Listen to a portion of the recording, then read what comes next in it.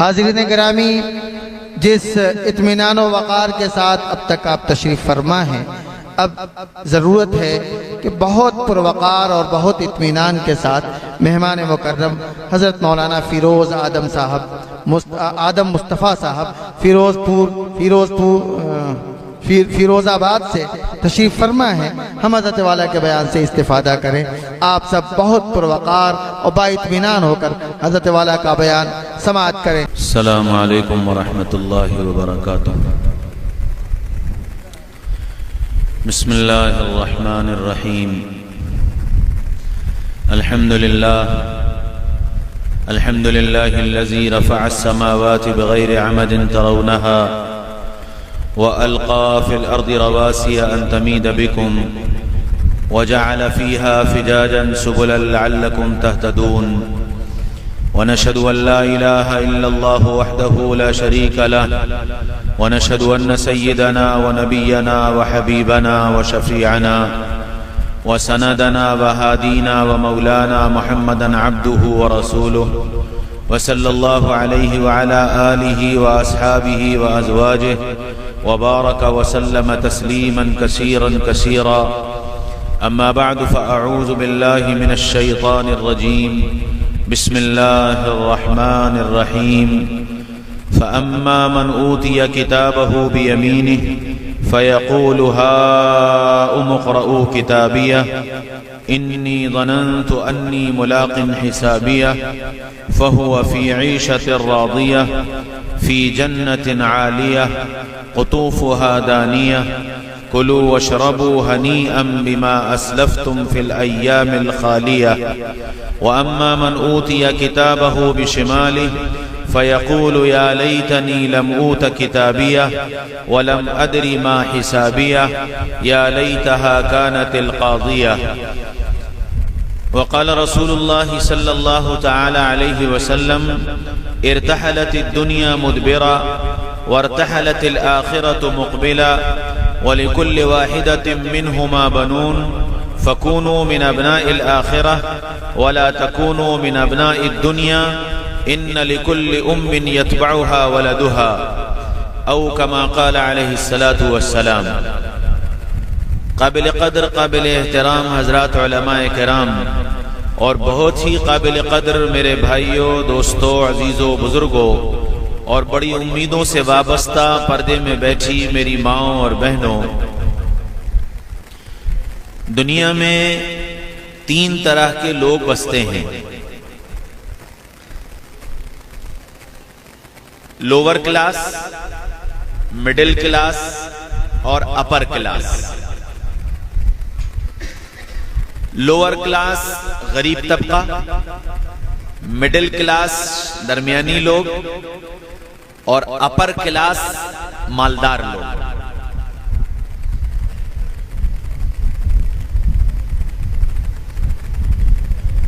Lower class غریب طبقے کی صبح سے لے کر کے شام تک یہ فکر ہوتی ہے کہ میں اپنا پیٹ بھر لوں اور اپنے بچوں کا پیٹ بھر لوں۔ اس کے لیے وہ مزدوری کرتا ہے، محنت کرتا ہے، ٹھیلا چلاتا ہے، رکشہ چلاتا ہے، گارا مٹی کرتا ہے، اور شام کو اس کو اتنی مزدوری مل جاتی ہے کہ اس کے گھر میں چولہا جل جائے، اس کا پیٹ بھر جائے اور اس کے بچوں کا پیٹ بھر جائے۔ یہ وہ طبقہ ہے جس کو اس بات کی فکر نہیں ہوتی کہ ایران میں کیا ہو رہا ہے، اسرائیل میں کیا ہو رہا ہے، امریکہ میں کیا ہو رہا ہے، جاپان میں کیا ہو رہا ہے، پیٹرول مہنگا ہو گیا کہ سستا ہو گیا، سونے کے دام بڑھ گئے یا گھٹ گئے، مارکیٹ میں شیئر بازار اوپر چلا گیا یا نیچے آ گیا۔ اس کو ان ساری چیزوں سے کوئی مطلب واسطہ نہیں ہوتا۔ پیٹرول ملے تو نہ ملے تو، مہنگا ملے تو سستا ملے تو، اس کو ان ساری چیزوں سے کوئی مطلب واسطہ نہیں، اور نہ وہ دنیا کی سیاست میں دخل دیتا ہے کہ دنیا کی سیاست میں کیا ہو رہا ہے، نہ وہ چوراہوں پر، پٹیوں پر، ہوٹلوں پر بیٹھ کر کے ان ساری چیزوں پر تبصرے و تذکرے کرتا ہے۔ اس کی تو بس ایک دھن ہوتی ہے کہ اب کل میرے گھر کا چولہا کیسے جلے گا۔ اس طبقے کی نگاہ میں یہ دنیا چراگاہ ہے، پیٹ بھرنے کی جگہ، کہ میں اپنا پیٹ کیسے بھروں اور اپنے بچوں کا پیٹ کیسے بھروں۔ تو اس طبقے نے اس دنیا کا نام چراگاہ رکھ رکھا ہے۔ ایک دوسرا طبقہ ہے جس کا پیٹ بھرا ہوا ہے اور پیٹ بھرنے کا سامان بھی اس کے پاس موجود ہے۔ اس طبقے کو اس بات کی فکر رہتی ہے کہ میں آرام کروں، میرے بچے آرام کریں، تو اس کی ساری محنتوں کا خلاصہ یہ ہوتا ہے کہ راحت اور آرام کے سامان جمع کروں۔ چھوٹے مکان میں رہتا ہوں تو بڑے مکان میں آ جاؤں، پنکھے میں سوتا ہوں تو کولر میں سونے لگوں، اور کولر میں سوتا ہوں تو اے سی میں سونے لگوں، سائیکل پہ چلتا ہوں تو موٹر سائیکل پہ چلنے لگوں، موٹر سائیکل پہ چلتا ہوں تو موٹر کار میں چلنے لگوں، 2 انچ کے گدے پر سوتا ہوں تو 4 انچ کے گدے پر سونے لگوں، ہاتھ سے کپڑے دھلتے ہیں تو مشین سے کپڑے دھلنے لگے، ہاتھ سے مسالہ پستا ہے تو مشین سے مسالہ پسنے لگے۔ الغرض وہ راحت اور آرام کے سامان جمع کرتا ہے اپنے لیے اور اپنے بچوں کے لیے، اور وہ یہ چاہتا ہے کہ میں آرام کروں اور میرے بچے آرام کریں۔ اس طبقے کی نگاہ میں یہ دنیا آرام گاہ ہے، آرام کرنے کی جگہ۔ ایک تیسرا طبقہ ہے جس کا پیٹ بھی بھرا ہوا ہے اور راحت اور آرام کے سارے سامان اس کے پاس موجود ہیں۔ بنگلہ ہے، گاڑی ہے، فلی ایئر کنڈیشن مکان ہے، آفس ہے، نوکر ہیں، ہاں میں ہاں ملانے والے یار دوست ہیں، کھانے پینے کے سامان ہیں، اور اللہ تعالیٰ نے اتنا دے رکھا ہے کہ آگے 2-4 نسلیں بھی کچھ نہ کمائیں تو بھی زندگی آرام سے گزر جائے۔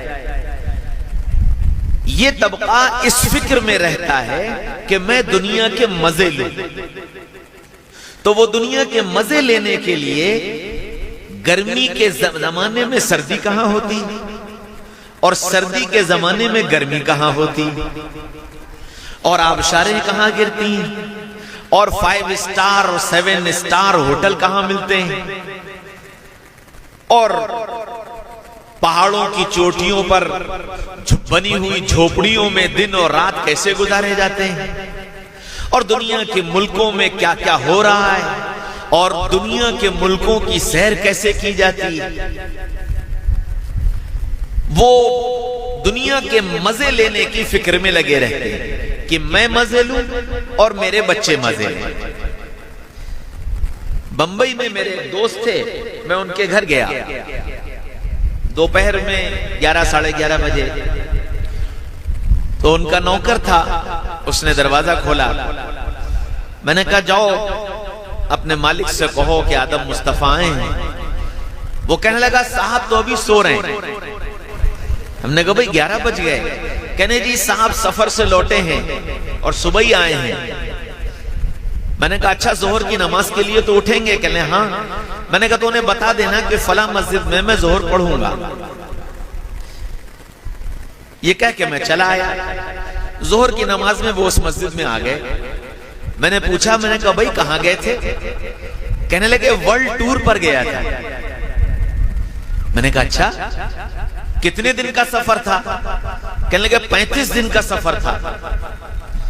میں نے کہا کتنے ملکوں میں گئے؟ کہنے لگے 17 ملکوں میں گیا۔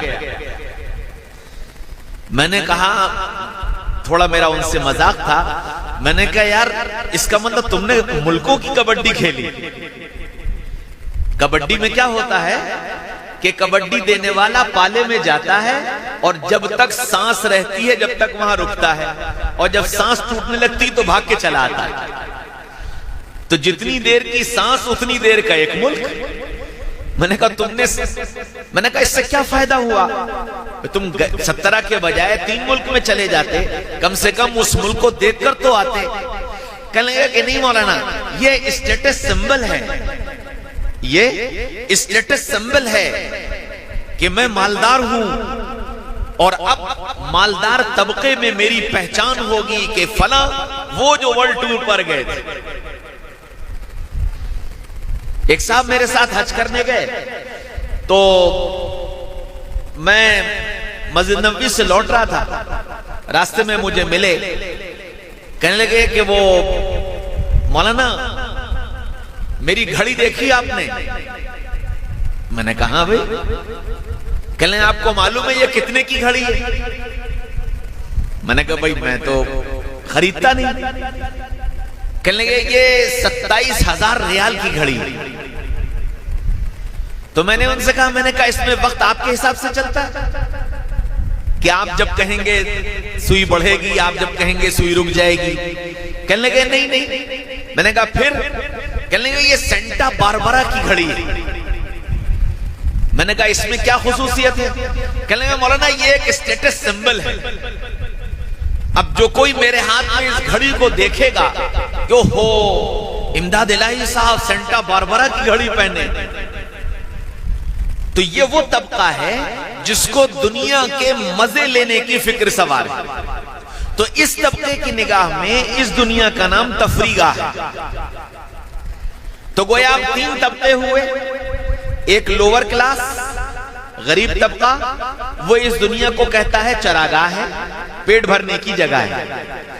دوسرا مڈل کلاس درمیانی طبقہ، وہ یہ کہتا ہے کہ یہ دنیا آرام گاہ ہے، یہاں آرام کی چیزیں جمع کرو اور آرام کرو۔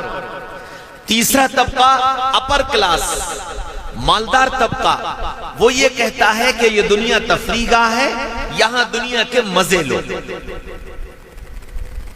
اچھا یہ تو ہماری تقسیم ہے، ہم نے اس کے نام رکھے ہیں، اس دنیا کے بنانے والے نے بھی تو اس کا کوئی نام رکھا ہوگا۔ تو اب جب کتابوں میں ڈھونڈا تو یہ پتا چلا کہ یہ دنیا نہ چراگاہ ہے، نہ آرام گاہ ہے، نہ تفریح گاہ ہے، یہ دنیا تو امتحان گاہ ہے۔ یہ دنیا تو امتحان گاہ ہے، یہاں امیر، یہاں غریب، یہاں چھوٹا، یہاں بڑا، یہاں مرد، یہاں عورت، یہاں شہری، یہاں دیہاتی، یہاں پڑھا لکھا، یہاں بے پڑھا، سب امتحان دینے آئے ہیں۔ یہ امتحان گاہ ہے، اور اس دنیا سے نہ چراگاہ سمجھنے والا کامیاب ہوا، نہ آرام گاہ سمجھنے والا کامیاب ہوا، نہ تفریح گاہ سمجھنے والا کامیاب ہوا۔ اس دنیا میں کامیاب وہ ہوا جس نے زندگی یہ سوچ کر گزاری کہ یہ دنیا امتحان گاہ ہے۔ جس نے یہ سوچ کر زندگی گزار لی وہ کامیاب ہو گیا۔ تو اب میں اور تم پل پل پر امتحان دے رہے ہیں، یہ امتحان گاہ ہے۔ اچھا امتحان گاہ میں کیا ہوتا ہے؟ آپ اتنا بڑا مجمع بیٹھا ہے، آپ اسکولوں میں بھی پڑھے ہوں گے، کالجوں میں بھی پڑھے ہوں گے، یونیورسٹیوں میں بھی پڑھے ہوں گے، مدرسوں میں بھی پڑھے ہوں گے۔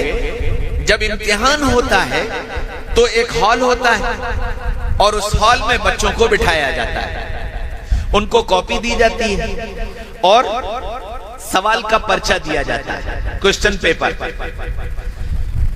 اور ڈیوٹی کرنے والے کا کام یہ ہوتا ہے کہ وہ اس ہال میں ادھر سے ادھر چکر لگائے کہ کوئی بولے نہ، کوئی ایک دوسرے کا دیکھے نہ، ایک دوسرے کی نقل نہ کرے، بس اتنی ڈیوٹی ہوتی ہے۔ باقی وہ بچہ اپنی کاپی پر سوالوں کے جواب لکھے، طوطا مینا کی کہانی لکھے، گلاب کا پھول بنائے، یا کاپی کو بند کر کے سو جائے۔ ایگزامنر کو حق نہیں ہے کہ وہ اس کو ٹوکے کہ یہ تم پھول کیوں بنا رہے ہو، یا یہ سوال کا جواب صحیح اور غلط کیوں لکھ رہے ہو، یا تم کیوں سو رہے ہو، اس کو اختیار نہیں۔ تم 3 گھنٹے صرف یہ ڈیوٹی دو کہ یہ اپنی مرضی سے جو چاہے کرے، اور جب وقت پورا ہو جائے تو ان سے کاپی واپس لے لو۔ امتحان گاہ میں بچہ آزاد ہے، اپنی کاپی پر جو مرضی چاہے کرے۔ بالکل اسی طرح یہ جو دنیا امتحان گاہ ہے، اس امتحان گاہ میں میں اور تم آزاد ہیں، جو مرضی چاہے کرو، نماز پڑھو، یا نہ پڑھو، سچ بولو یا جھوٹ بولو، بدنگاہی کرو یا نگاہوں کی حفاظت کرو، غیبتیں کرو یا ایمان کی دعوت دو، دھوکہ دو یا امانت داری سے کام لو، لوگوں پر ظلم کرو یا لوگوں کی مدد کرو، راستے میں تکلیف دینے والی چیزیں پھیلاؤ یا تکلیف دینے والی چیزیں ہٹا دو، ماں کا دل دکھاؤ یا ماں کی خدمت کرو، باپ کا کہنا مانو یا باپ کے نافرمان بنو، استاذ کا ادب کرو یا استاذ کی بے عزتی کرو۔ یہاں تم آزاد ہو، تم کو کوئی روک ٹوک نہیں ہو، جو مرضی چاہے کرو، تم سے کوئی یہ نہیں کہے گا کہ اگر تم نے ایسا کیا تو 10 ڈنڈے پڑیں گے، تم آزاد ہو۔ آپ دیکھ لو، اذان ہوتی ہے، جس کو توفیق ملی وہ مسجد چلا گیا، نہیں ملی نہیں گیا، جس کو توفیق ملی سچ بولا، نہیں ملی جھوٹ بولا، جس کو توفیق ملی ظلم سے بچ گیا، جس کو نہیں ملی ظالم بن گیا۔ یہ دنیا امتحان گاہ ہے، تم آزاد ہو، اپنی زندگی کی اس کتاب پر جو مرضی چاہے لکھو۔ ہاں، جیسے امتحان گاہ میں وقت پورا ہوتے ہی کاپی تم سے لے لی جاتی ہے، پھر اس کی اجازت نہیں ہوتی کہ تم ایک لائن بھی لکھ سکو۔ اسی طرح اس امتحان گاہ کا جب وقت پورا ہو جاتا ہے، وَجَاءَ أَجَلُهُمْ لَا يَسْتَأْخِرُونَ سَاعَةً وَلَا يَسْتَقْدِمُونَ، پھر ایک پل کی مہلت نہیں دی جاتی، زندگی کی کتاب چھین لی جاتی کہ اب تمہیں اس میں لکھنے کی کچھ اجازت نہیں۔ یہ امتحان گاہ ہے، یہاں تمہاری زندگی کی کتاب تمہارے حوالے ہے، اس پر تم گلاب کے پھول بنا دو، اس پر تم طوطا مینا کی کہانی لکھ دو، یا اس پر تم اللہ کی اطاعت اور فرما برداری والی زندگی کی داستان لکھ دو، یہ تمہارے اختیار میں، یہاں تم کو کوئی روک ٹوک نہیں کرے۔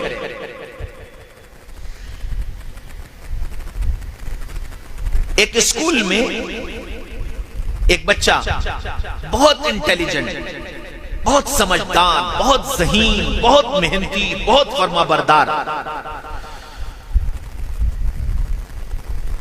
امتحان کا وقت قریب آیا، استاذ اس کی محنت، اس کی فرما برداری، اس کی سمجھداری سے بھی بہت متاثر اور اس سے بڑی محبت کرنے لگا۔ تو استاذ نے اس بچے کو بلایا، پوچھا بیٹا امتحان کی تیاری کیسی چل رہی ہے؟ کہنے لگا سر بہت اچھی۔ تو استاد نے کہا بیٹا تم نے فلاں چیپٹر دیکھا؟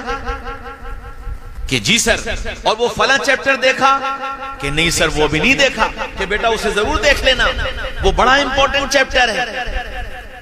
اس طرح استاد نے اس کو ہر سبجیکٹ کے دو تین چیپٹر بتائے کہ اس کو دیکھ لینا۔ اس بچے نے ان چیپٹرز کو بھی دیکھ لیا، امتحان اور قریب آ گیا۔ تو استاد نے پھر اسے بلایا، پوچھا بیٹا امتحان کی تیاری کیسی ہے؟ کہ سر بہت بڑھیا۔ کہنے کوشچن بینک لائے ہو؟ کہ جی سر۔ کہ میرے پاس لے کر آنا شام کو۔ وہ کوشچن بینک لے کر شام کو سر کے پاس پہنچ گیا۔ سر نے کوشچن بینک کھولا اور اس پر نشان لگانا شروع کیے، امپورٹنٹ امپورٹنٹ امپورٹنٹ امپورٹنٹ، اور 50-60 سوالوں پر نشان لگا دیا کہ بیٹا یہ امپورٹنٹ کوشچن ہیں، ان کی تیاری ضرور کر لینا۔ وہ بچہ چلا گیا، وہ ان کی تیاری کرنے لگا۔ امتحان میں 2 دن باقی رہ گئے تو اس ٹیچر نے پھر بلایا، کہا بیٹا وہ کوشچن بینک لے کر آنا۔ وہ کوشچن بینک لے کر گیا۔ اب ٹیچر نے جو 50-60 نشان لگائے تھے انہی میں سے 10 کوشچنز پر ڈبل ٹک کیا اور اس پر لکھا very very important, very very important, very very important, اور بچے سے یہ کہا کہ دیکھو یہ بڑے امپورٹنٹ سوال ہیں، ان کو ضرور یاد کر لینا۔ کیوں؟ استاد یہ چاہتا تھا کہ یہ بچہ ذہین ہے، سمجھدار ہے، محنتی ہے، یہ اچھے نمبروں سے کامیاب ہوگا تو یہ آگے بڑھ جائے گا اور آگے پھر دنیا میں یہ بڑا کام کرے گا۔ اچھا وہ بچہ چونکہ سمجھدار تھا، جب ٹیچر نے ڈبل ٹک لگا کر ویری امپورٹنٹ کے 10 کوشچن دیے تو وہ بھی سمجھ گیا کہ ہو نہ ہو پرچہ سر ہی نے بنایا ہے، ہو نہ ہو پرچہ سر ہی نے بنایا ہے۔ یہ تو سر کی دیانت ہے کہ سر نے اپنی دیانت کی وجہ سے یہ نہیں بتایا کہ پرچہ میں نے بنایا ہے، لیکن چونکہ مجھ سے محبت کرتے ہیں اس لیے ویری امپورٹنٹ کہہ کر 10 نشان لگا دیے۔ تو اس نے ساری کتابیں بند کر کے رکھی ایک طرف، اور ان 10 سوالوں کو اس نے رٹ ڈالا، اور وہ 10 سوال اس نے کمپلیٹ تیار کر لیے۔ اب جب امتحان کا دن آیا اور امتحان گاہ میں پہنچا اور اس کے سامنے پیپر آیا تو لائن سے وہی 10 سوال رکھے ہوئے تھے۔ ان 10 سوالوں کو دیکھ کر اس نے نعرہ لگایا، ہاؤ اقرؤ کتابیہ۔ اس نے نعرہ لگایا، انی ظننت انی ملاق حسابیہ، ارے میں تو کامیاب ہو گیا۔ ابھی سوالوں کے جواب لکھے نہیں، ابھی رزلٹ آیا نہیں، صرف ان سوالوں کو دیکھ کر کہ میں ان سوالوں کی تیاری کر کے آیا ہوں اس لیے میں کامیاب ہو گیا۔ اور پھر کیا کہتا ہے، انی ظننت انی ملاق حسابیہ، مجھے تو یقین تھا کہ یہ سوال آنے والے اور میں کامیاب ہو گیا۔ ہاں میرے بھائیوں، دوستوں، عزیزوں، بزرگوں، جس طرح وہ استاذ اپنے بچے سے محبت کرتا ہے اور وہ یہ چاہتا ہے کہ میرا یہ بچہ کامیاب ہو، اللہ اس سے 70 گنا زیادہ اپنے بندوں سے محبت کرتا ہے، اور اللہ یہ کہتا ہے میرے بندوں میں تمہیں ناکام کرنا نہیں چاہتا، میں تو تمہیں کامیاب ہی کرنا چاہتا ہوں۔ دلیل کیا ہے؟ دلیل یہ ہے تم نے کلمہ پڑھا ہے، لا الہ الا اللہ محمد الرسول اللہ کی گواہی دی ہے، اور اس کلمہ پڑھنے کی وجہ سے تم میرے ہو، تم میرے ہو۔ اب جب تم میرے ہو تو پھر کائنات کا نظام یہ ہے کہ امتحان سب کا لوں گا، کائنات کا نظام یہ ہے کہ امتحان سب کا لوں گا، تم میرے ہو پیپر آؤٹ کیے دیتا ہوں، تم میرے ہو پیپر آؤٹ کیے دیتا ہوں۔ 3 سوال پوچھوں گا، بس 3 سوال، ان 3 سوالوں کی تیاری کر کے آ جانا، کامیاب کر دوں گا۔ سبحان اللہ، استاذ نے سوال بتائے نہیں تھے، اللہ سوال بتا رہا ہے کہ میرے بندے تجھ سے یہ 3 سوال پوچھوں گا، اور آگے کی سنو۔ دنیا میں اسکول اور کالج کے امتحان میں نقل کرنے والے کو فیل کر دیا جاتا ہے، نقل کرنے والے کو فیل کر دیا جاتا ہے، اس کو کلاس سے نکال دیا جاتا ہے، ریسٹریکٹ کر دیا جاتا ہے، لیکن وہ مہربان وہ یوں کہتا ہے نقل کر کے بھی آ جاؤ گے تو کامیاب کر دوں گا، نقل کر کے بھی آ جاؤ گے تو کامیاب کر دوں گا۔ موسیٰ علیہ السلام جب فرعون کے پاس اپنا اژدہا لے کر کے گئے اور ڈنڈا ڈالا اور اژدہا بنا تو کہنے لگے اوہو موسیٰ تم تو بڑے جادوگر بن گئے۔ اس نے سارے مصر کے جادوگروں کو بلایا اور کہا کہ جی موسیٰ سے مقابلہ کرنا ہے، اور دیکھو موسیٰ کے مقابلے میں اگر تم ناکام ہوئے تو سب کی گردن اتار دوں گا۔ اب یہ سارے جادوگر بڑے پریشان، کیونکہ جادوگر تو سمجھ گئے تھے کہ موسیٰ کے پاس یہ جو ڈنڈا ہے یہ جادو نہیں ہے، یہ تو معجزہ ہے، اللہ کی نشانی ہے، اور ہمارے جادو اس کے سامنے کوئی حیثیت نہیں رکھتے۔ اب وہ یہ سوچنے لگے کہ اگر ہم نے موسیٰ سے مقابلہ کیا تو ہماری ہار طے ہے، اور مقابلہ نہ کیا تو فرعون گردن مار دے گا، کسی حال میں جان نہیں بچے گی۔ کہ پھر کیا کیا جائے؟ تو ایک نے سمجھایا کہ دیکھو بچنے کا ایک راستہ ہے، وہ کیا کہ موسیٰ کی نقل کر لو، موسیٰ کی نقل کر لو، جیسا لباس موسیٰ پہنے ویسا لباس پہن لو، جیسا چہرہ موسیٰ کا ویسا چہرہ بنا لو، جیسا عمامہ موسیٰ کا ویسا عمامہ باندھ لو، اور پھر میدان میں آؤ تو یہ جو اللہ کی نشانی ہے یہ تمہاری طرف نہیں آئے گی، اور تم کم سے کم اللہ کے عذاب سے بچ جاؤ گے۔ دنیا میں اگر فرعون نے مار بھی دیا تو ہمیشہ کی آخرت بن جائے گی۔ وہ جادوگر یہ تہیا کر کے سب موسیٰ علیہ السلام کی نقل کر کے میدان میں آ گئے۔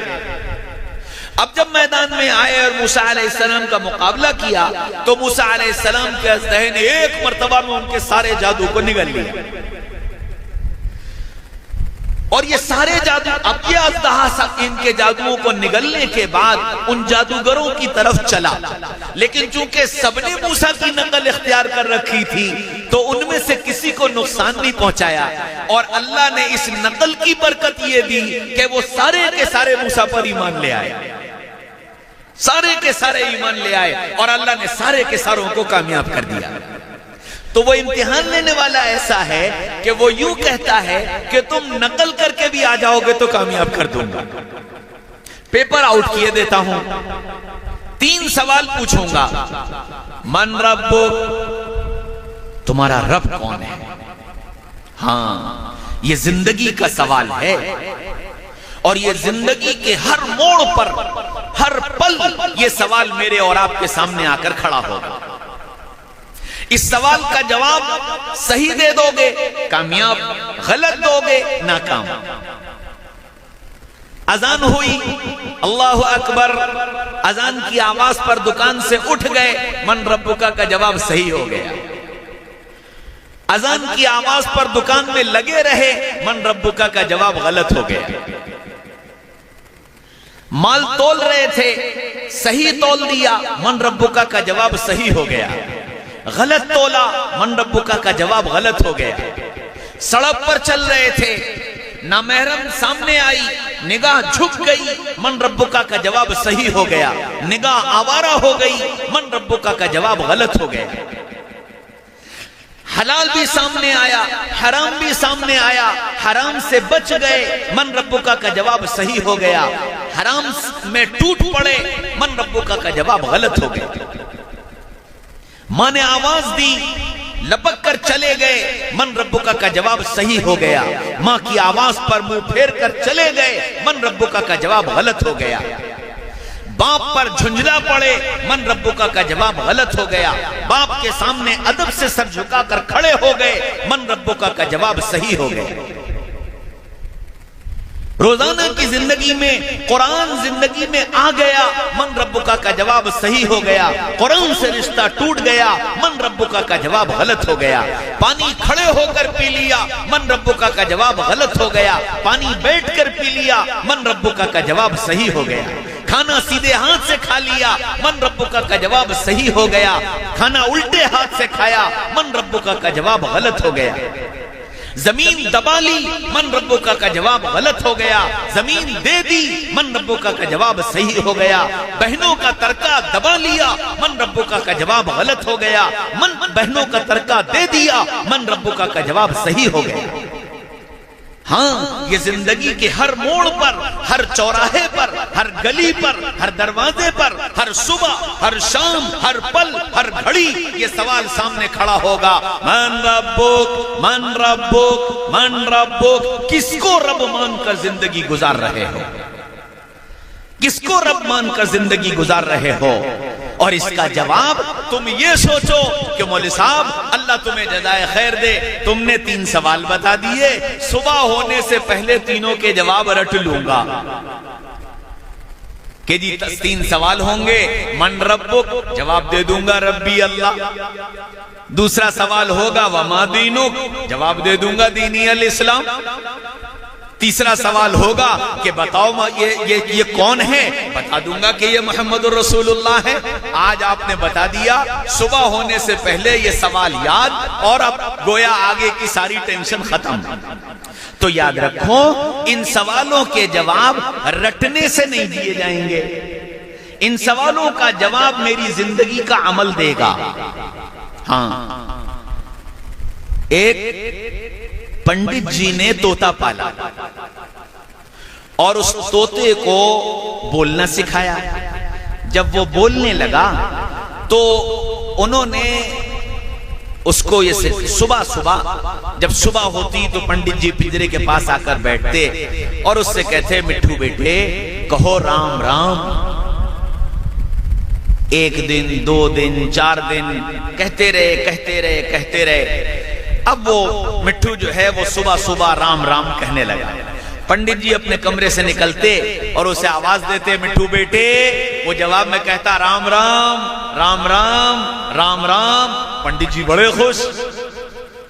इत्तेफाक से पंडित जी को कहीं सफर में जाना था और 1 महीने के लिए जाना था।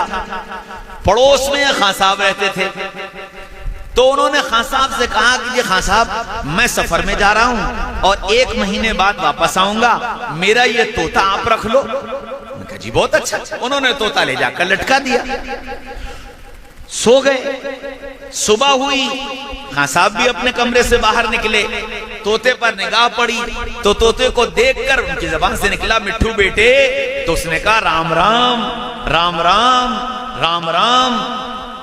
अभी चूंकि खां साहब थे तो इनको ख्याल आया, उनका भाई ये क्या, सुबह सुबह उठ करके यहाँ ये तोता राम राम कहेगा। तो उन्होंने फिर तोते पर मेहनत शुरू की। उन्होंने कहा, मिट्ठू बेटे कहो अल्लाह अल्लाह अल्लाह। 1 दिन 2 दिन 4 दिन मशक कराई, तोता अब अल्लाह अल्लाह कहने लगा। अब जब खां साहब कमरे से निकलते और मिट्ठू को आवाज देते, मिट्ठू बेटे, वो कहता अल्लाह अल्लाह अल्लाह। बड़े खुश। महीना भर गुजर गया। पंडित जी वापस आए, उनका, खां साहब मेरा तोता। उनका, ये लो तुम्हारा तोता। पंडित जी ने तोता लाकर घर में लटका दिया। सुबह हुई, पंडित जी कमरे से बाहर निकले, मिट्ठू बेटे। अब वो मिट्ठू बेटा जो था वो बोला, अल्लाह अल्लाह अल्लाह। वो पंडित जी कहेंगे, अरे खां साहब ने तो तोते को भी मुसलमान कर दिया। बड़े परेशान हुए। खैर, अब क्या हो सकता है, तोते को उतारा और जाकर कुंडी बजाई, खां साहब अब ये तो मुसलमान हो गया, अब तुम ही रख लो इसे। उन्होंने कहा जी बहुत अच्छा, ले जाकर इन्होंने भी लटका दिया। कुछ दिन गुजरे, एक दिन पिंजरा खुला रह गया और तोता पिंजरे से निकल के पिंजरे के ऊपर बैठ गया। बिल्ली आई और बिल्ली ने उस तोते पर जब झपट्टा मारा तो उसकी जबान से ना राम राम निकला, ना अल्लाह अल्लाह निकला। उसकी जबान से वो निकला जो उसके दिल में बसा हुआ था, और वो टें टें टें टें करता हुआ दुनिया से चला गया। मेरे भाइयों, दोस्तों, अजीजों, बुजुर्गों, बिल्कुल इसी तरह मेरा रब अल्लाह है, मेरा दीन इस्लाम है, मेरे नबी मोहम्मद रसूलुल्लाह सल्लल्लाहु अलैहि वसल्लम हैं। ये जवाब रटने से नहीं निकलेगा, ये जब निकलेगा जब दुनिया की जिंदगी में अल्लाह को रब मानकर जिंदगी गुजारी होगी। ये जब निकलेगा जब दुनिया की जिंदगी में हर अमल को सैयदना मोहम्मद रसूलुल्लाह सल्लल्लाहु अलैहि वसल्लम के तरीके पर गुजारा होगा। और ये जब निकलेगा जब अपने मोहब्बत के दामन को मोहम्मद रसूलुल्लाह की मोहब्बत से बांधा होगा। ये जवाब जब निकलेंगे।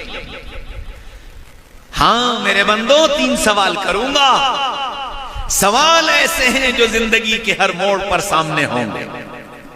बताओ तुम्हारा रब कौन? बताओ तुम्हारा रब कौन?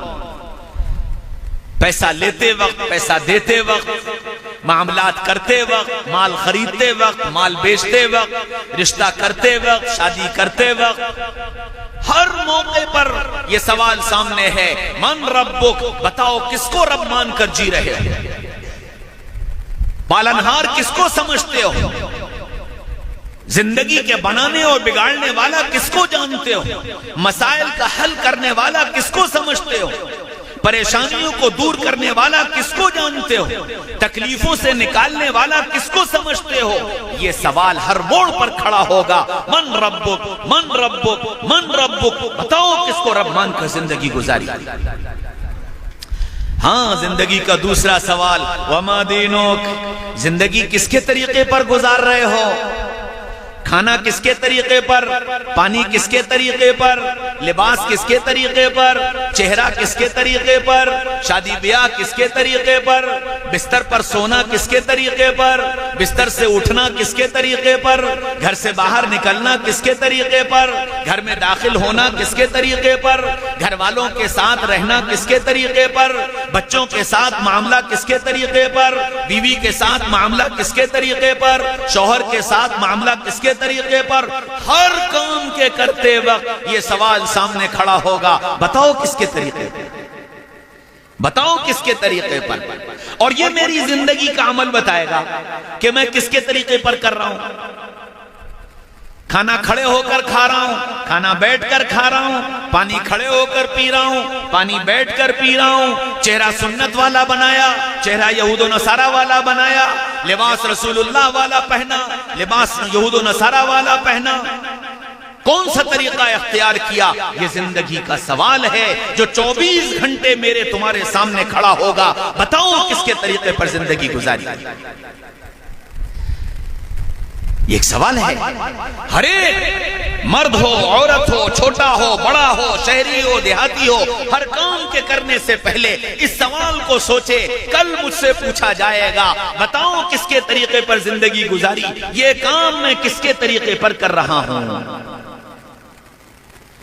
اچھا نہیں جانتا، جو کام میں کرنے چلا اس کام کے کرنے کا طریقہ محمد رسول اللہ نے کیا بتایا نہیں جانتا، اب کیا کرے؟ فَاسْأَلُوا أَهْلَ الذِّكْرِ إِن كُنتُمْ لَا تَعْلَمُونَ. نہیں جانتے ہو جاننے والوں سے معلوم کرو. پوچھو کھانے کا طریقہ کیا ہے، پوچھو پانی پینے کا طریقہ کیا ہے، پوچھو گھر سے باہر نکلنے کا طریقہ کیا ہے، پوچھو بچوں کی تربیت کا طریقہ کیا ہے، پوچھو بیوی کے ساتھ رہنے کا طریقہ کیا ہے، پوچھو تجارت کا طریقہ کیا ہے، پوچھو یاری دوستی کا طریقہ کیا ہے، پوچھو چہرہ کیسا بنایا جائے، پوچھو سر کے بال کیسے رکھے جائیں، پوچھو لباس کیسا پہنا جائے، پوچھو پردہ کیسے کیا جائے، پوچھو گھر کی عورتیں لباس کیسا پہنے، پوچھو گھر کا ماحول کیسا بنایا جائے، پوچھو گھر کی صفائی کیسی رکھی جائے. یہ سب پوچھو کیونکہ یہ سب رسول اللہ بتا کر گئے، یہ سب رسول اللہ نے بتایا. وما دینک زندگی کا اہم ترین سوال ہے، بتاؤ کس کے طریقے پر، بتاؤ کس کے طریقے پر. اور ہر کام کے کرتے وقت آئینے کے سامنے کھڑے ہو کر یہ سوال اپنے آپ سے پوچھ لو، یہ سوال اپنے آپ سے پوچھ لو. کپڑے پہنو تو آئینے کے سامنے کھڑے ہو جاؤ، کس کے طریقے پر؟ یہ لباس کس کے طریقے پر؟ جب داڑھی کا شیپ بنانے چلو تب آئینے کے سامنے کھڑے ہو جاؤ اور یہ پوچھ لو کہ یہ چہرہ کس کے طریقے پر؟ جب انگریزی بال سر پر رکھو اور کنگھا کرنے چلو تو یہ سوال پوچھ لو یہ بال کس کے طریقے پر؟ شادیوں میں جاؤ اور کھڑے ہو کر جب پلیٹ میں کھانا کھاؤ تو یہ سوال کر لو کہ یہ کھانا کس کے طریقے پر؟ کاروبار کرنے چلو اور بینک سے لون لو اور سود پر مال خریدو اور سود پر مال بیچو تو یہ پوچھ لو یہ کاروبار کس کے طریقے پر؟ زندگی کا سوال ہے، زندگی کا سوال ہے. اور اس سوال کے جوابات روزانہ میری زندگی کے کتاب پر لکھے جا رہے ہیں، میری زندگی کی کتاب پر یہ سوال کے جواب لکھے جا رہے ہیں. میں نے من ربکا کے جواب کتنے صحیح دیے کتنے غلط دیے، اور وما دینک کے جواب کتنے صحیح دیے کتنے غلط دیے، روز زندگی کی کتاب پر لکھے جا رہے ہیں. ہائے قربان جاؤ سرب کی محبت پر، قربان جاؤ سرب کی محبت پر. دنیا میں کوئی امتحان گاہ میں سوالوں کے جواب غلط لکھ دے تو اس کو یہ موقع نہیں ملتا کہ غلط جواب کو مٹا کر دوبارہ صحیح جواب لکھ دو، یہ موقع نہیں ملتا. لیکن ہائے کیسا محبت کرنے والا رب، اس نے یوں کہا میرے بندے اگر زندگی کی کتاب پر تجھ سے اپنی زندگی میں جو تیری گزر گئی 10 سال 20 سال 25 سال 40 سال 50 سال 60 سال 70 سال جو تیری گزر گئی اور اس گزری زندگی میں اپنی زندگی کی کتاب پر تو غلط جواب لکھ کر چلا آیا، اگر تو اسے مٹانا چاہتا ہے، اگر تو اسے ختم کر کے صحیح جواب لکھنا چاہتا ہے تو میں اس کا بھی راستہ بتاتا ہوں. فَقُلْتُ اسْتَغْفِرُوا رَبَّكُمْ إِنَّهُ كَانَ غَفَّارًا. اے محمد صلی اللہ علیہ وسلم میرے بندوں سے کہیے معافی مانگ لو، میں سب معاف کر دوں، میں سب معاف کر دوں. ہاں اپنی غلطیوں کو مٹا لو، موقع ہے غلطیوں کو مٹا دو، اور تم مٹا دو گے تو جگہ خالی نہیں رہے گی. فرمایا کہ بندہ توبہ کرے، اللہ سے معافی مانگے اور پھر اپنی اس توبہ پر جم جائے. اس توبہ پر جم جائے تو اللہ ان غلطیوں کو مٹا کر ان کی جگہ نیکیاں لکھ دیتے ہیں. غلط جواب مٹا کر صحیح جواب لکھ دیے جاتے ہیں تاکہ نمبر پورے آ جائے. تاکہ نمبر پورے آ جائے. ہاں یہ زندگی کا سوال ہے.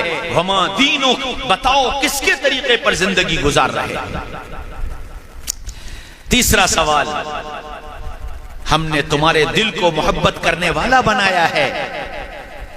اس دل کے اندر محبت کا جذبہ رکھا ہے. یہ محبت کرے گا کرے گا کرے گا. یہ ہو نہیں سکتا کہ یہ محبت نہ کرے. اب یہ بتاؤ محبت کا رشتہ کس سے جوڑا؟ محبت کا رشتہ کس سے جوڑا؟ محبت مال سے کی؟ محبت کرسی سے کی؟ محبت عورت سے کی؟ محبت حشم اور خدم سے کی؟ محبت سیاسی عہدوں سے کی یا محبت رسول اللہ سے؟ محبت کس سے کی ہے؟ یہ زندگی کا سوال ہے. اگر تم یہ دعویٰ کرتے ہو کہ ہم محمد رسول اللہ سے محبت کرتے ہیں تو پھر اس دعوے کی دلیل چاہیے. اور محبت اگر رسول اللہ سے ہے تو دستور محبت یہ ہے کہ محبوب کی ادائیں بھی محبوب ہوا کرتی ہیں. دستور محبت یہ ہے کہ محبوب کی ادائیں بھی محبوب ہوا کرتی ہیں. پھر تمہیں نبی کی ادائیں کیوں نہ پسند آئیں؟ پھر تم اپنی زندگی کو نبی کی اداؤں پر لے کر کیوں نہیں آئے؟ ہاں جنہوں نے محبت کی نبی کی اداؤں کو اپنی ادا بنایا. ایک صحابی ہیں گھوڑے پر بیٹھے جا رہے ہیں اور بہت تیز گھوڑا دوڑ رہا ہے. اچانک لگام کھینچی، گھوڑے کو روکا اور گھوڑے سے اترے اور سڑک کے کنارے جا کر بیٹھ گئے. تھوڑی دیر بیٹھے رہے، اٹھے اور پھر واپس گھوڑے پہ بیٹھے اور گھوڑے کو دوڑا دیا. خادم ساتھ تھا، اس نے پوچھا حضرت یہ کیا کیا؟ کہنے لگے کہ میں اپنے آقا صلی اللہ علیہ وسلم کے ساتھ یہاں سے گزرا تھا. آقا نے یہاں بیٹھ کر استنجا کیا تھا، مجھے استنجے کی حاجت نہیں، لیکن آقا کو یہاں بیٹھے دیکھا تھا تو اس ادا کی نقل کیے بغیر آگے کیسے بڑھ جاتا؟ ہاں محبوب کی ہر ادا محبوب ہوتی ہے. رسول اللہ صلی اللہ علیہ وسلم سے اگر محبت کی ہے تو پھر آپ کی محبت آپ کی اداؤں کو محبوب کیوں نہیں بنا رہی؟ کیوں مجھے نبی کی ادائیں اچھی نہیں لگتی؟ نبی کی ادا کیا تھی؟ نبی کی ادا تھی اپنی امت کے لیے بے چین ہونا، اپنی امت کے لیے رونا، اپنی امت کے لیے راتوں کو تڑپنا، اپنی امت کے لیے آنسو بہانا. میرے بھائیوں، دوستوں، عزیزوں، بزرگوں، حضرت رسول پاک صلی اللہ علیہ وسلم دنیا میں اتنا روئے. اللہ نے آدم سے لے کر محمد رسول اللہ تک جتنے نبی بھیجے سارے نبیوں سے یوں کہا جاؤ میرے بندوں کے لیے رو، جاؤ میرے بندوں کے لیے رو. اور ہر نبی دنیا میں آ کر اپنی امت کے لیے رویا ہے. محمد الرسول اللہ اتنا روئے کہ اللہ کو کہنا پڑا لعلک باخع نفسک الا یکونوا مؤمنین. نبی جی آپ رو رو کر اپنی جان دے دیں گے. ہم نے آپ سے اتنا رونے کو نہیں کہا تھا، ہم نے آپ سے اتنا رونے کو نہیں کہا تھا. یہ اتنا بڑا مجمع بیٹھا ہے، کتنے ایسے ہیں جو راتوں کو اٹھ کر کے اللہ کے سامنے حضرت رسول پاک صلی اللہ علیہ وسلم کی اس امت کے لیے روئے. میرا حسن ظن ہے آپ کا یہ علاقہ بڑا زرخیز ہے، بڑا دینی ماحول ہے، بڑا دینی مزاج ہے. یہاں بڑے اچھے لوگ رہتے ہیں، بڑے اچھے دل والے ہیں آپ لوگ. یقیناً آپ میں ایک بڑی تعداد ایسی ہوگی جو راتوں کو اٹھتی ہوگی اور اللہ کے سامنے گرم گرم آنسو بہاتی ہوگی اور امت کے لیے روتی ہوگی. مجھے امید ہے کہ یقیناً اس مجمع میں ایسے لوگ بیٹھے ہوں گے. اللہ کرے کہ ایسا ہو اور یہ سارا مجمع امت کے لیے رونے والا بن جائے. نبی کی ادا تھی. ہاں ہم نبی سے محبت کرتے ہیں. نبی کھانے نہیں آئے تھے، نبی کھلانے آئے تھے. نبی کھلانے آئے تھے. اور ساری امت کو یہ پیغام دے کر گئے تھے، دیکھو تم دنیا میں کھانے نہیں آئے، تم دنیا میں کھلانے آئے ہو۔ اور یہ سبق اللہ کے رسول صلی اللہ علیہ وسلم نے اپنی ذات سے بھی دیا، اپنی اولاد کی ذات سے بھی دلوایا۔ حضرت حسن اور حضرت حسین دونوں کو بخار آ گیا اور بخار اتر نہیں رہا، فاطمہ بھی پریشان، علی بھی پریشان۔ تو حضرت فاطمہ نے حضرت علی سے یوں کہا کہ علی ایسا کرو کہ منت مان لو کہ اللہ ہمارے بچوں کو صحت دے دے تو ہم 3 روزے رکھیں گے۔ فاطمہ نے علی نے کہا ٹھیک ہے، دونوں نے منت مان لی کہ اللہ ہمارے بچے کو صحت دے دیں گے تو ہم دونوں لوگ 3 روزے رکھیں گے۔ اللہ کی شان 2-4 دن میں بچوں کی طبیعت ٹھیک ہو گئی۔ جب بچوں کی طبیعت ٹھیک ہو گئی تو فاطمہ نے علی سے کہا کہ علی اللہ نے ہمارے بچوں کو صحت دے دی اور ہم نے منت مانی تھی، چلو اب روزہ رکھ لیں۔ علی نے کہا ٹھیک ہے، رات کو سحری کی اور روزہ رکھ لیا۔ حضرت علی تو چلے گئے رسول اللہ کے پاس، فاطمہ اپنے گھر کے کام کاج میں لگ گئیں۔ جب کام کاج سے فارغ ہوئی تو خیال آیا کہ گھر میں افطار کے لیے تو کچھ ہے نہیں، تو پڑوس میں ایک یہودی رہتا تھا، اس کے ہاں گئیں اور جا کر اس کے جو پیسے اور شام تک جو پیستی رہیں۔ اس کے بعد جب ٹائم ہونے لگا تو فاطمہ آنے لگی، اس نے اس جو پیسنے کی مزدوری میں جو کا آٹا حضرت فاطمہ کو دے دیا۔ حضرت فاطمہ گھر آئیں، روٹی بنائی اور حضرت علی کا انتظار کرنے لگی۔ علی آ گئے اور دونوں افطار کے لیے بیٹھ گئے۔ اذان کا انتظار کر رہے تھے کہ دروازے کی کنڈی بجی۔ اور رسول اللہ صلی اللہ علیہ وسلم کے گھرانے والوں، میں ایک مسکین ہوں، بھوکا ہوں، مجھے کھانا کھلا دو، اللہ تمہیں جنت میں کھانا کھلائے گا۔ حضرت فاطمہ نے علی سے کہا علی یہ روٹیاں اسے دے دو، ہم پانی سے روزہ کھول لیں گے۔ وہ روٹیاں اسے دے دیں، پانی سے افطار کیا، پانی سے سحری کی، دوسرا روزہ شروع ہو گیا۔ آج پھر وہی سب کچھ ہوا، پھر افطار کے لیے بیٹھے، ابھی اذان نہیں ہوئی کہ پھر کنڈی بجی۔ اور رسول اللہ صلی اللہ علیہ وسلم کے گھرانے والوں، میں ایک یتیم ہوں، بھوکا ہوں، مجھے کھانا کھلا دو، اللہ تمہیں جنت میں کھانا کھلائے گا۔ آج علی نے کہا فاطمہ یہ روٹیاں اسے دے دو، ہم پانی سے روزہ کھول لیں گے۔ وہ روٹیاں اسے دے دیں، پانی سے افطار ہوا، پانی سے سحری ہوئی، تیسرا روزہ شروع ہو گیا۔ آج پھر وہی سب کچھ ہوا اور پھر افطار کے لیے بیٹھی، ابھی اذان نہیں ہوئی کہ پھر کنڈی بجی۔ اور رسول اللہ صلی اللہ علیہ وسلم کے گھرانے والوں، میں قیدی ہوں، قید سے چھوٹ کر آیا ہوں، مجھے کھانا کھلا دو، اللہ تمہیں جنت میں کھانا کھلائے گا۔ آج علی نے فاطمہ کی طرف دیکھا، فاطمہ نے علی کی طرف دیکھا، زبان سے کچھ نہیں بولے، آنکھوں میں اشارے کیے اور علی نے وہ روٹیاں اٹھا کر اسے دے دیں اور پانی سے افطار کر لیا۔ 3 روزے پورے ہو گئے، رات گزری، صبح ہوئی، حضرت علی رسول اللہ کی خدمت میں پہنچے۔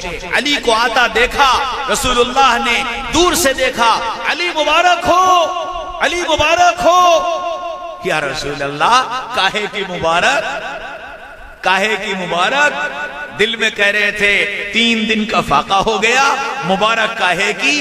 فرمایا علی تمہارا اور فاطمہ کا عمل اللہ کو بڑا پسند آیا، اللہ کو بڑا پسند آیا۔ کہنے لگے واہ یا رسول اللہ واہ، اللہ کیسے ہمارے ایمان کو آپ کے اوپر بڑھاتا ہے۔ جس عمل کی خبر میرے اور فاطمہ اور اللہ کے علاوہ کسی کو نہیں تھی، اللہ نے وہ خبر آپ کو دے دی۔ فرمایا علی صرف مجھے نہیں دی، صرف مجھے نہیں دی، قیامت تک کے آنے والے انسانوں کو خبر دی اور تیرے اس عمل کو قرآن میں ریکارڈ کر کے اتار دیا۔ وَيُطْعِمُونَ الطَّعَامَ عَلَى حُبِّهِ مِسْكِينًا وَيَتِيمًا وَأَسِيرًا۔ او رسول اللہ کیا خوبصورت ہے تیرے گھرانے والے جو کھاتے نہیں کھلاتے ہیں، یتیموں کو، مسکینوں کو، قیدیوں کو۔ یاد رکھنا یہ امت کھانے نہیں آئی، یہ امت کھلانے آئی۔ اور جب تک امت کو یہ سبق یاد تھا، امت کھلانے والی بنی ہوئی تھی، دنیا میں عزت والی تھی، دنیا میں سربلند تھی۔ آج امت کھلانا بھول گئی، آج امت کھلانا بھول گئی۔ ہاں صحابہ نے فاقے کر کے کھلایا، خالی ہاتھ چلا کر مہمانوں کو کھلایا، چراغ بجھا کر مہمانوں کو کھلایا۔ تفصیل کا وقت نہیں، اس لیے میرے بھائیوں، دوستوں، عزیزوں، بزرگوں، رسول اللہ سے محبت کرتے ہو تو پھر آپ کی ادائیں محبوب کیوں نہیں بنی؟ خندق کے موقع پر اللہ کے رسول صلی اللہ علیہ وسلم خندقیں کھدوا رہے تھے اور صحابہ بھوک کی شدت کی وجہ سے کدال چلا نہیں پا رہے تھے۔ حضرت طلحہ رضی اللہ عنہ آئے رسول اللہ کی خدمت میں، کہنے لگے یا رسول اللہ بھوک بڑی لگی، بھوک بڑی لگی۔ اللہ کے رسول نے کوئی جواب نہیں دیا، سر جھکائے بیٹھے رہے۔ پھر کہا یا رسول اللہ بھوک بڑی لگی، آپ نے پھر کوئی جواب نہیں دیا۔ تیسری بار پھر کہا یا رسول اللہ بھوک بڑی لگی۔ آج تیسری صبح ہے، اس زبان نے کچھ چکھا نہیں۔ اللہ کے رسول نے سر اٹھایا، فرمایا طلحہ ذرا میں بھی تو دیکھوں تیری بھوک کیسی ہے، ذرا میں بھی تو دیکھوں تیری بھوک کیسی ہے۔ حضرت طلحہ نے یوں کر کے چادر ہٹائی، کہنے یا رسول اللہ بھوک ایسی ہے کہ پیٹ پر پتھر بندھا ہوا ہے، اور اس زبان کو آج تیسری صبح ہے، اس زبان نے کچھ چکھا نہیں۔ حضرت طلحہ اپنی بات کہہ کر خاموش ہوئے، فرمایا طلحہ اگر تیری بھوک ایسی ہے تو دیکھ رسول اللہ کی بھوک ایسی ہے۔ اور یہ کہہ کر آپ نے اپنی چادر ہٹائی تو رسول اللہ کے پیٹ پر 2 پتھر بندھے تھے۔ فرمایا طلحہ اگر تیری زبان کو آج تیسری صبح ہے تو رسول اللہ کی زبان کو آج 7ویں صبح ہے، اس زبان میں کچھ چکھا نہیں۔ حضرت طلحہ کی آنکھوں سے آنسو بہنے لگے، کہنے لگے یا رسول اللہ ہمارے تو دکھ کے بھی ساتھی آپ، سکھ کے بھی ساتھی آپ، ہم کہاں جاتے، ہم کہاں جاتے؟ لیکن یا رسول اللہ اب آج کے بعد آپ کا دل دکھانے نہیں آئے، آج کے بعد آپ کا دل دکھانے نہیں آئے۔ یہ کہہ کر طلحہ چل دیے۔ چند قدم چلے تھے، رسول اللہ نے آسمان کی طرف دیکھا اور آپ کی آنکھوں سے آنسو بہے۔ یا اللہ میں کیا کروں، میں کیا کروں، میں اپنے ساتھیوں کی بھوک بھی نہیں مٹا سکتا، میں اپنے ساتھیوں کی بھوک بھی نہیں مٹا سکتا۔ آنسو نکل رہے ہیں اور یہ جملہ دہرا رہے ہیں۔ حضرت جابر رضی اللہ عنہ نے یہ سن لیا، دوڑ کر آئے، رسول اللہ کے کندھے پر ہاتھ رکھا اور کان میں کہا یا رسول اللہ گھر پر 2-3 آدمیوں کا کھانا ہے، آپ طلحہ کو بلا لیں۔ بات پوری نہیں ہونے پائی، طلحہ اعلان کر دو آج جابر کے ہاں سب کی دعوت ہے۔ اوہو، جابر کے تو پیروں تلے زمین نکل گئی۔ 1500 کا مجمع، 3 آدمیوں کا کھانا، اور اعلان یہ ہے کہ جابر کے یہاں دعوت ہے، اب کیا ہوگا؟ جابر سب بھول بھال بھاگ کھڑے ہوئے اور سیدھے گھر گئے۔ بیوی سے جا کر کہا ارے غضب ہو گیا کہ کیا ہوا، کہ ایسے رسول اللہ پریشان تھے، میں نے چپکے سے کان میں کہا تھا کہ 3 آدمیوں کا کھانا گھر پر ہے، رسول اللہ نے بات پوری ہونے سے پہلے یہ اعلان کروا دیا کہ جابر کے یہاں سب کی دعوت ہے، اب کیا ہوگا؟ لیکن وہ بھی تو رسول اللہ کی تھی، وہ بھی تو رسول اللہ کی تھی۔ اس نے فوراً کہا جابر دعوت تم نے کی ہے یا دعوت رسول اللہ نے کی ہے؟ کہنے لگے کہ دعوت تو رسول اللہ نے کی ہے۔ فرمایا پھر کیوں پریشان ہوتے ہو؟ جب دعوت رسول اللہ نے کی ہے تو کھانا رسول کا اللہ کھلائے گا، تم جاؤ۔ جابر پھر دوڑ کر آئے اور پھر رسول اللہ کے پاس، یا رسول اللہ بس 3 آدمیوں کا 1500 کی جماعت ہے، کیا ہوگا؟ فرمایا جابر گھر جاؤ اور اپنی بیوی سے کہنا کہ ہانڈی چولہے سے اس وقت تک نہ اتارے جب تک میں نہ آ جاؤں، اور روٹی بنانا شروع نہ کرے جب تک میں نہ آ جاؤں۔ ظہر کی نماز ہوئی، رسول اللہ اپنے ساتھیوں کو لے کر جابر کے گھر پہنچ گئے۔ آپ نے خود چولہے پر سے ہانڈی اتاری اپنے سامنے رکھی، اس پر دم کیا اور تندور پر گئے، اپنا لعاب دہن ڈالا، فرمایا اب روٹی بنانا شروع کرو، اور ساتھیوں سے کہا دسترخوان لگاؤ، اور ہانڈی میں سے سالن خود نکالنا شروع کیا۔ ظہر سے لے کر مغرب تک کھانا چلا، 12:30 بجے کی ظہر اور 7 بجے کی مغرب، ظہر سے لے کر مغرب تک کھانا چلا، سب نے پیٹ بھر کر کھانا کھایا، سب فارغ ہو گئے۔ پھر اللہ کے رسول نے کہا جابر اب کون بچا؟ یا رسول اللہ میں بچا، آپ بچے، میری بیوی بچی، اور یہ چند خدمت والے ساتھی بچے۔ فرمایا بلاؤ سب کو، سب کو بلایا، سب کو کھلایا، پھر خود بھی کھایا، ہانڈی بند کی، فرمایا یہ لے جابر تیرا کھانا تجھے مبارک، میرے اللہ نے مجھے کھانا کھلا دیا۔ اللہ کے رسول یہ کہہ کر چلے گئے۔ اب جابر فطرت، سالن کتنا بچا، آٹا کتنا بچا، تو جابر نے ہانڈی کھول کر دیکھی۔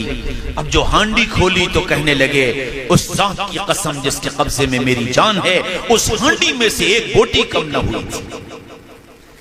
آٹے کی لوئی پر سے کپڑا ہٹایا تو آٹے کی لوئی سلامت، کہنے لگے اس ذات کی قسم جس کے قبضے میں میری جان ہے، میرے آٹے کی لوئی میں سے ایک لوئی کم نہ ہوئی تھی۔ خیال آیا کہ یہ تو رسول اللہ کی برکت ہے، اب اس کو ہم استعمال کریں یا نہ کریں؟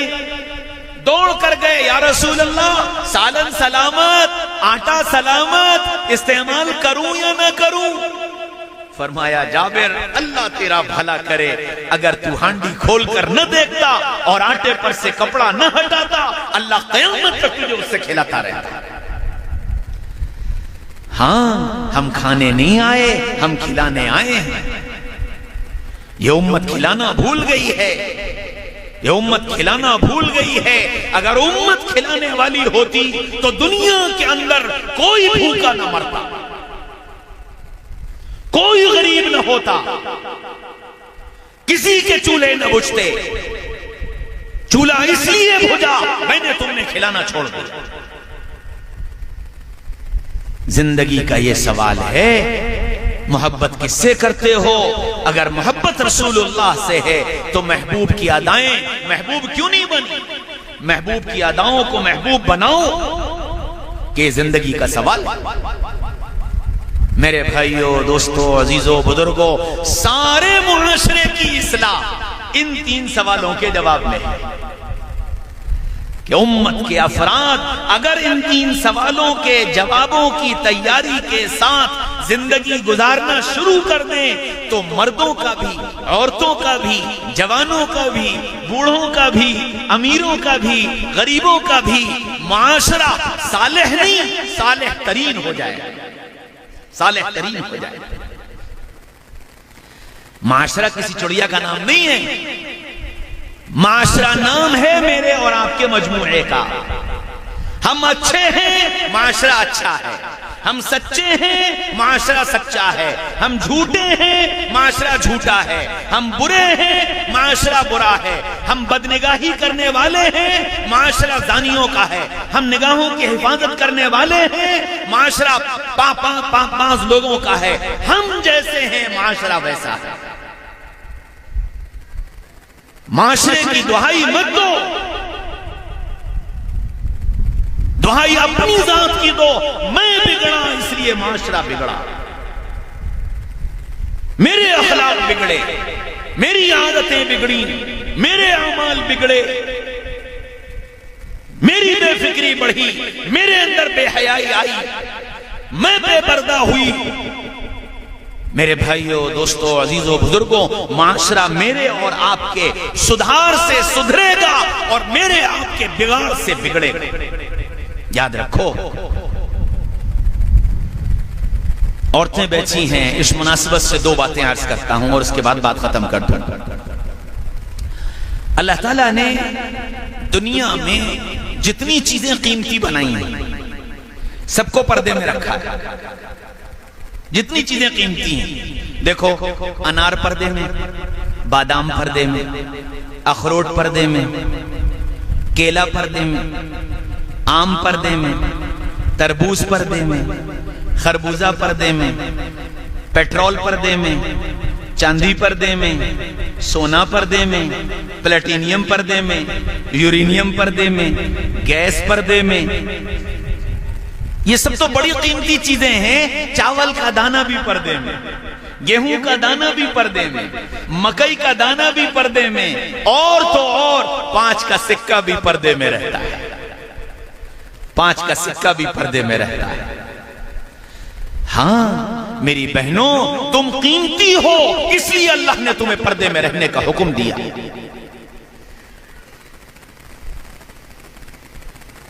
तुम कीमती हो, और इतनी कीमती हो कि तुम्हारी गोदों में अंबिया पले, तुम्हारी गोदों में सहाबा पले, तुम्हारी गोदों में कुतुब और अब्दाल पले, तुम्हारी गोदों में दुनिया के मुजाहिद पले, तुम्हारी गोदों में दुनिया के कायद पले, तुम्हारी गोदों में दुनिया के रहबर पले। तुम जब तक अल्लाह वाली थी, बाहया थी, बाकिरदार थी, बापर्दा थी, तुम्हारी गोदों से दुनिया को कायद मिल रहे थे, रहबर मिल रहे थे, उलमा मिल रहे थे, सुलहा मिल रहे थे, दुनिया तरक्की कर रही थी, कौम तरक्की कर रही थी, उम्मत कामयाबी की मंजिलें तय कर रही थी। और जब से तुम बेहया हो गई, बेपर्दा हो गई, तुम्हारी गोदे बांझ हो गई,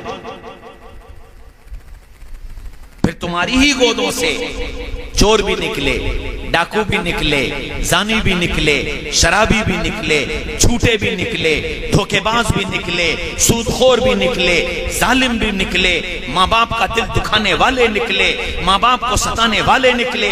ये सब जब हुआ जब तुम बेहया हो गए, जब तुम्हारी पाकबाजी खत्म हो गई। इसलिए मेरी बहनों, इस पर्दे को कैद मत समझो। अल्लाह ने तुमको कीमती बनाया, इसलिए तुमको पर्दे में रखा है। अपने पर्दे की हिफाजत करो। और मेरी बहनों, बेटियों, बच्चियों, अल्लाह ताला ने तुम्हारी जन्नत बहुत आसान कर दी। औरतों की जन्नत बहुत आसान, बहुत आसान। सिर्फ 4 काम करने, सिर्फ 4 काम। अल्लाह के नबी सल्लल्लाहु अलैहि वसल्लम फरमाते हैं, औरत 4 काम कर ले, अल्लाह उसके लिए जन्नत के 8 दरवाजे खोल देगा। 4 काम क्या क्या? नंबर 1, नमाज अपने वक्त पर अच्छी अच्छी पढ़ लो। नमाज अपने वक्त पर अच्छी अच्छी पढ़ लो। नहीं आती सीख लो, नहीं आती सीख लो, लेकिन अच्छी पढ़ो। रमजान के रोजे दिल लगा कर रखो, जबरदस्ती नहीं, दिल लगा कर रखो।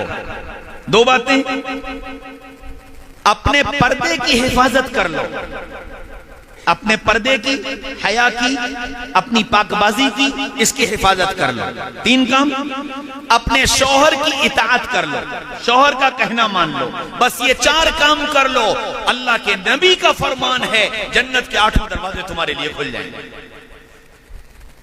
मेरी बहनों, अगर तुम ये चाहती हो कि आने वाले वक्त में तुम्हारे इस इलाके को, तुम्हारे शहर को, तुम्हारे सूबे को, तुम्हारे मुल्क को अच्छे इंसान मिले, अच्छे कायद मिले, अच्छे उलमा मिले, अच्छे रहबर मिले, तो तुमको अपने आप को बदलना पड़ेगा। तुम रातों को रोने वाली बन जाओगी, तुम अल्लाह के सामने आंसू बहाने वाली बन जाओगी, तुम नमाजों का एहतमाम करने वाली बन जाओगी, तुम कुरान की तिलावत करने वाली बन जाओगी। अल्लाह तुम्हारी गोदों को ऐसी औलादों से भर देगा जो औलादें तुम्हारी आंखों की ठंडक बनेंगी और उम्मत के कायद और रहबर बनेंगी।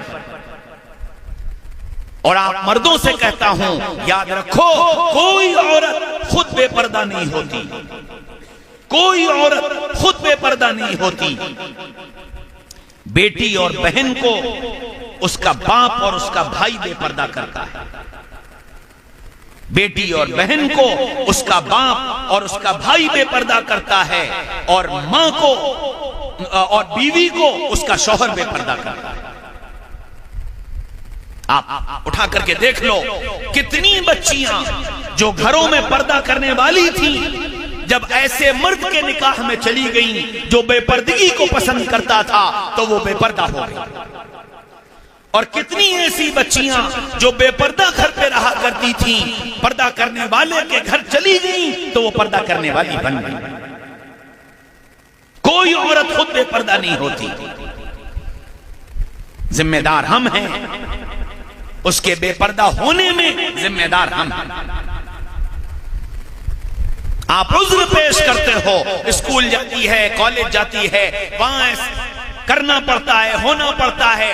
آپ شادیوں پر کروڑوں روپیہ خرچ کر سکتے ہو، آپ اپنے کالج کیوں نہیں بنا سکتے ہو؟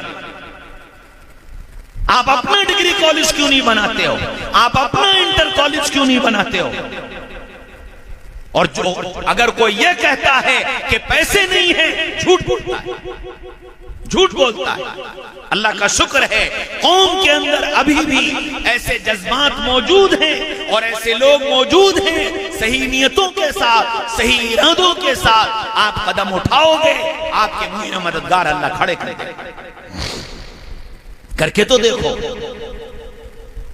میں کیا اور میری بساط کیا، میں کیا اور میری ہستی کیا۔ بزرگوں کی دعاؤں، والد صاحب کی توجہ اور ان کی راتوں کی دعاؤں کی برکت سے 1991 میں نے ایک اسکول کی بنیاد ڈالی اور 3 کلاس شروع کیے، نرسری، ایل کے جی، یو کے جی۔ 1992 میں بابری مسجد کے سانحے کے بعد آج الحمدللہ ڈگری کالج تک ہمارا اسکول ہے اور انٹر کالج میں اس وقت 1850 بچے ہیں، ڈگری کالج میں اس وقت 650 بچیاں ہیں جو پورے پردے کے اہتمام کے ساتھ، یہاں تک کہ امتحان میں بھی ان کے پردے پر کوئی ہاتھ نہیں لگا سکتا۔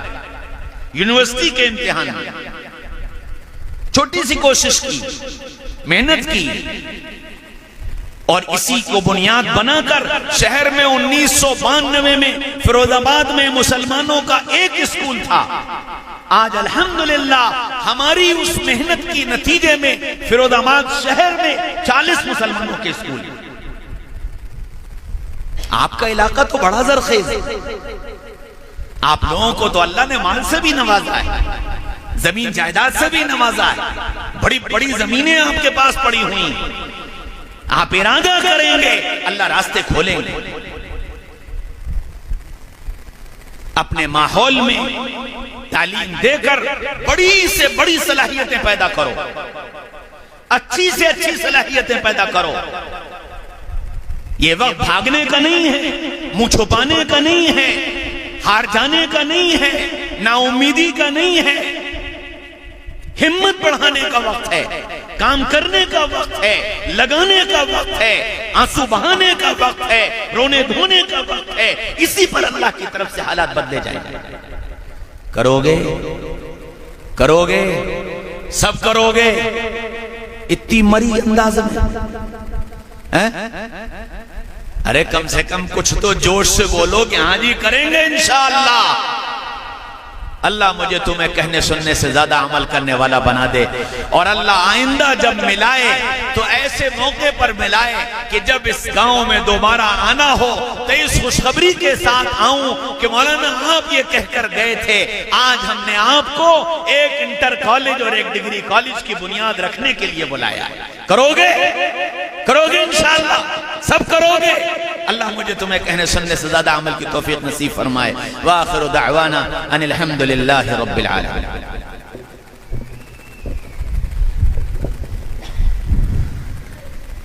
الحمدللہ رب العالمین، الحمدللہ رب العالمین، الحمدللہ رب العالمین۔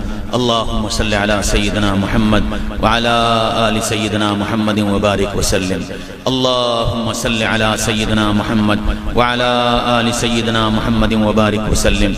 إلهكم إله واحد لا إله إلا هو الرحمن الرحيم، وعنت الوجوه للحي القيوم يا أحد الصمد الذي لم يلد ولم يولد ولم يكن له كفوا أحد، يا أرحم الراحمين، يا مالك الملك، يا قاضي الحاجات، يا دفع البليات، یا اللہ انت اللہ لا شریک لک، یا اللہ انت اللہ لا شریک لک، یا اللہ انت اللہ لا شریک لک۔ اللہم ان قلوبنا ونواسینا وجوارحنا بیدک لم تملکنا منها شیئا، فاذا فعلت ذلك بنا فکن انت ولینا واہدنا الى سواء السبیل۔ اللہم ارنا الحق حقا وارزقنا اتباعه، وارنا الباطل باطلا وارزقنا اجتنابه۔ اللہم انا نسألك العفو العفو والعافية في ديننا ودنيانا وأهلنا ومالنا. رضينا بالله ربا وبالاسلام دینا وبمحمد رسولا صلی اللہ علیہ وسلم. اے اللہ ہم سب آپ کے بندے اور بندیاں آپ کے سامنے بیٹھے ہیں، اپنے گناہوں اپنی غلطیوں کا اعتراف کرتے ہیں. کریم آقا اپنے کرم سے ہم سب کو معاف فرما دیجئے، ہم سب کو معاف فرما دیجئے، ہم سب کو معاف فرما دیجئے. آپ ہم سے راضی ہو جائیے، آپ ہم سے راضی ہو جائیے. جیسا آپ چاہتے ہیں ویسا بنا لیجئے، جو آپ کو پسند ہے وہ کرنے کی توفیق دے دیجئے، جس سے آپ ناراض ہوتے ہیں اس سے بچا لیجئے. ہماری دنیا بھی سنوار دیجئے، ہماری آخرت بھی سنوار دیجئے. ہمیں دنیا اور آخرت میں کسی کا محتاج نہ رکھیے. اے اللہ یہ اتنا بڑا مجمع اے اللہ تیری محبت میں جمع ہوا، تیرے نبی کی نسبت پر جمع ہوا، تیری باتیں سننے کے لیے جمع ہوا. اے اللہ زندگی کے سوالوں کو سمجھنا اور ان سوالوں کے جوابوں کی تیاری کے ساتھ زندگی گزارنا ہم سب کے لیے آسان فرما دیجئے، ہم سب کے لیے آسان فرما دیجئے. ہر کام کے کرتے وقت اس سوال کے جواب کی فکر نصیب فرما دیجئے، ہر قدم اٹھاتے وقت اس سوال کے جواب کی فکر نصیب فرما دیجئے، ہر ادا اختیار کرتے وقت اس سوال کے جواب کی فکر نصیب فرما دیجئے. اے اللہ جیسا آپ چاہتے ہیں ویسا بنا لیجئے، جو آپ کو پسند ہے وہ کرنے کی توفیق دے دیجئے، جس سے آپ ناراض ہوتے ہیں اس سے ہم سب کو بچا لیجئے. اے اللہ ایمان کامل نصیب فرما، تقوی نصیب فرما، اخلاص نصیب فرما، اپنی رضا نصیب فرما، اپنی محبت نصیب فرما، اپنی معرفت نصیب فرما، اپنے نبی سے لو لگانے والا بنا، اپنے نبی کا سچا عشق نصیب فرما. اے اللہ تمام امور میں انجام کو خیر فرما، اس ادارے کو قبول فرما، پڑھنے پڑھانے والوں کو قبول فرما، اخلاص نصیب فرما، اخلاص نصیب فرما. اے اللہ مخلص معاونین اور انصار کو مجتمع فرما، مخلص معاونین اور انصار کو مجتمع فرما. اے میرے رب، اے میرے رب سارے ضروریات کی تکمیل فرما، ساری ضروریات کی تکمیل فرما. غیب سے انتظامات فرما، غیب سے انتظامات فرما. یا اللہ اچھے ارادوں، اچھی نیتوں، اچھے عزائم کے ساتھ اس مجمع کو یہاں سے واپس جانے کی توفیق نصیب فرما. اے اللہ اس بستی کو نمونے کی بستی بنا دیجئے. اے اللہ اس کو تعلیم کا مخزن بنا دیجئے. اے اللہ اپنے کرم سے فضل سے وہ تمام خیریں وجود میں لے آئیے اے اللہ جو آپ چاہتے ہیں، اور ان تمام شرور سے پناہ نصیب فرما دیجئے جن سے تیرے نبی نے پناہ مانگی ہے. اے میرے پیارے رب، پیارے رب، پیارے رب ہماری سب کی تمام جائز حاجات، مرادوں، تمناؤں، آرزوؤں کو ساتھ خیر و عافیت کے پورا فرما دیجئے. میرے پیارے اللہ، میرے پیارے اللہ، میرے پیارے اللہ ایک درخواست اور ہے آپ سے. ہم سب کا نام لے لے کر ہمارے آقا سیدنا محمد الرسول اللہ صلی اللہ علیہ وسلم کی خدمت اقدس میں ہدیہ درود و سلام پیش فرما دیجئے اور اسے قبول فرما لیجئے اور اسے نجات کا ذریعہ بنا دیجئے. وصلی اللہ تعالی علی خیر خلقہ محمد و آلہ و صحبہ اجمعین برحمتک یا ارحم الراحمین.